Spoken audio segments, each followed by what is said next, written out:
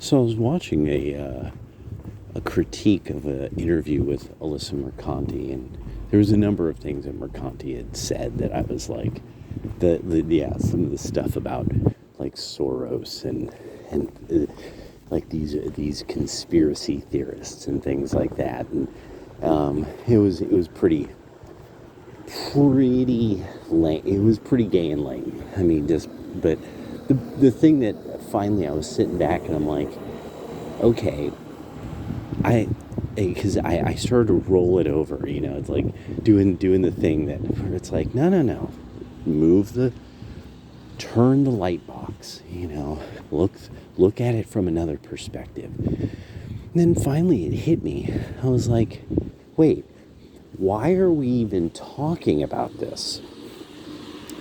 And then the humor, then the humor of it all really hit me. You already got caught. That's the whole point. All of it, that and so because I started to kind of walk through it, and I was like, well, no, what we're seeing, it's not a conspiracy, because you see, it's pattern recognition of criminally deviant behavior. And then I thought about that, and I'm like, the pattern of criminally deviant behavior. That's what I'm not thinking about.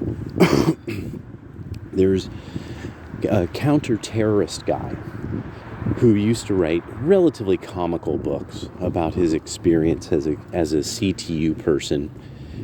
And one of the things, though, that he was absolutely correct about this, is because I also, way back in the day when Mossad was doing interviews, I think it was on 60 Minutes, one of the things that when the Mossad was talking about various terrorists, they said these aren't uneducated people. These are the educated class of their society.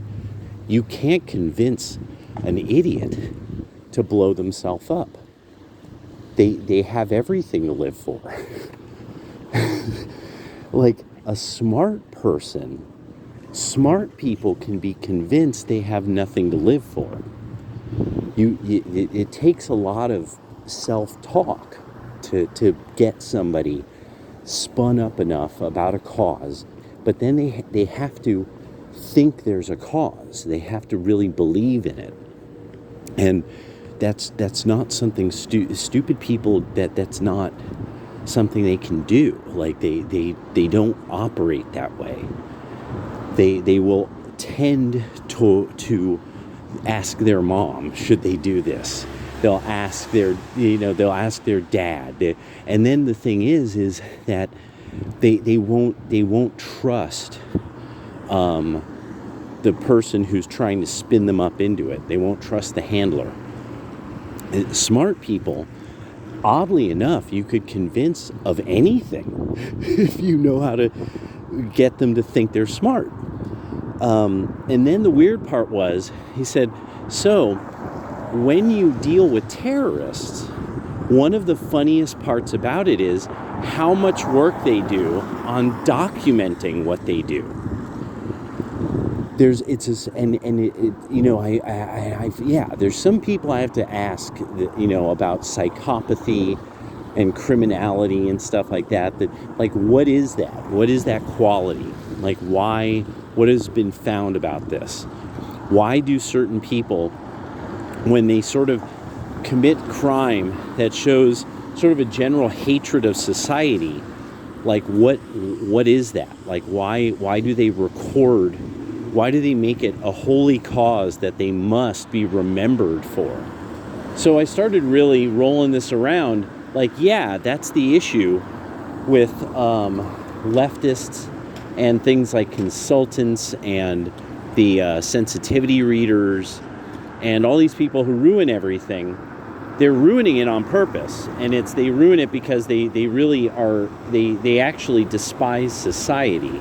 And like Superman, Batman, Wonder Woman, these are all, markers of our society. These are characters that we associate, that and can't be associated with anything other than Western civilization.